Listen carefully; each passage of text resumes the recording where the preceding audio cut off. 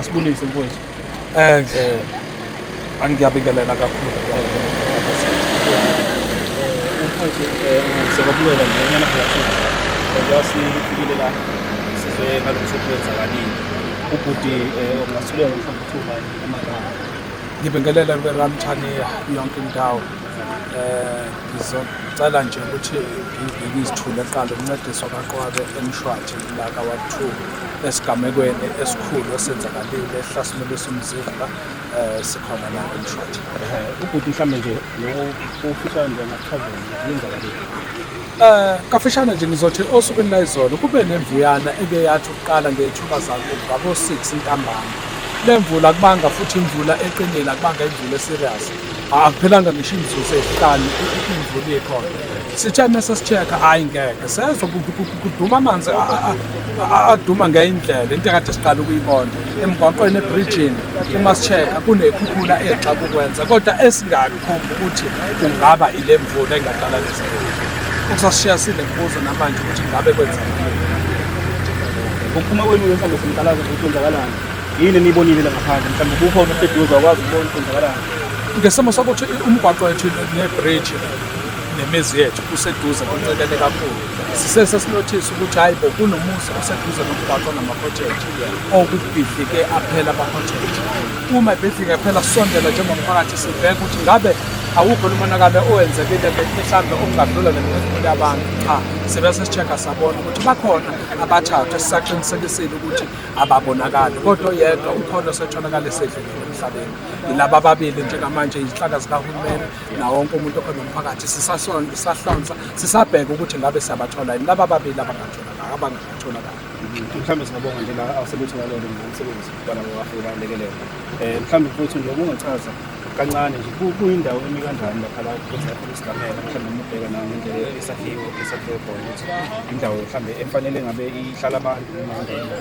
Ngokukhulu ngendabaza uma ngizobheka nabahlonishwa nabaholi nabo bonke abantu bayibonile indawo ukuthi ayikho esimene esikahle hle ngesimo sokuthi seduze kakhulu nomfula okungenzeka noma yini ngoba amanzi ahamba ngendlela yawo ongeke ukwazi ukuthi kwakhona okugcina kwase kubalethela incindezi enkinga yokukhukhuleka njengoba kwenzakalile bekuseduze kakhulu.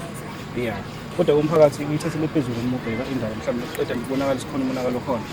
Into engicela futhi ukudlulisa ukubonga kakhulu kumphakathi waseMshwathi ubambisane ngalendlela xa kukwenza ngoba wonke umuntu uphumelele osiphume izolo salala noma awanambala ekusekusa kwabonwa yithini savuka futhi sesivukela khona ngoba izinhliziyo zethu zibuhlungu yize noma kubona laba abaimphefumulo edlulile abantu abafike ngokuzosebenza abantu abaqashile khona la kodwa sibathatha njengabofethu nodadewethu ngoba sihlala nabo zonke insuku sincane isikhathi abayile emakhaya kubo kodwa abantu siba nabo la ubuhlungu nje kakhulu. Siyabonga kakhulu umphakathi ngokuzimisela nenhlaka kahulumeni ukuphuthuma ukuthi zisondele kuthina njengoba sivelele isigaba esinje ngisho ungqongqoshe bekhona iMC ubaba uSiboniso Duma siyabonga mhlonishwa ukuqhamuka kwakho nabo bonke ngeke ngibabale ngawani kodwa nje siyabonga kakhulu ukuthi silekeleleke ngabe sindaba siyabonga kakhulu.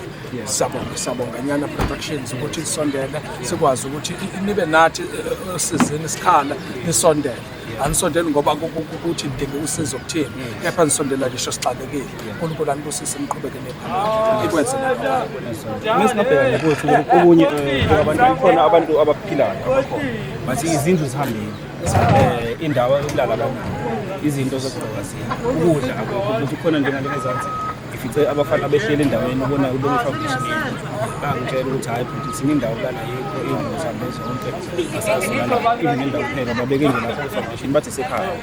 Ungathini mhlawumbe kwabadinga ukufaka usizo mhlawumbe kusukela kuyiphuza uhulumeni noma indawo zokuhlala kwamanje temporary kuye umphakathi mhlawumbe ufuna ukulekelela endaweni.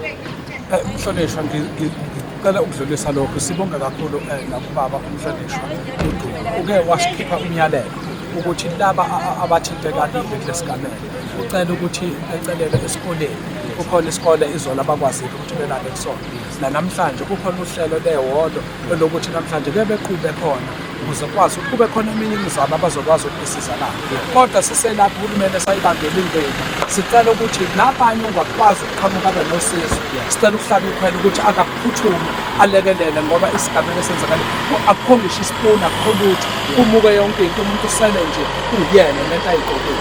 Siyacela ngoba nosizo angakwazi ukuthi alekelele, asondele kuthina eMshwathi ka-Ward 2 akwazi ukuthi asilekelele ngoba kwenzakalele ebuhlungu.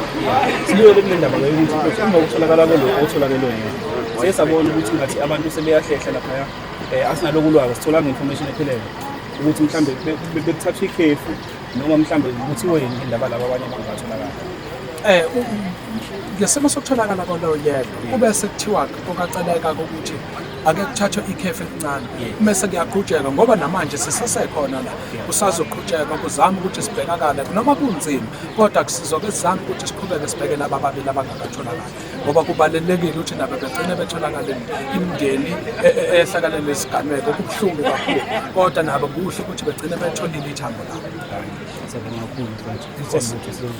Siyacela kakhulu uNkulunkulu ngathi angabusisa nemindeni ehanjelwe esithi kubuhlungu njengoba kubuhlungu kuthina abafowethu nodadewethu labade sihlala nabo la eMshwathi, senze izinto kahle nabo, kodwa uma sekwanjena umndeni sithi cela ukuphola amanxeba. Siyathemba uNkulunkulu ukuthi uzosilekelela sibathole nalabo ababili abangakatholakali. Inkosi.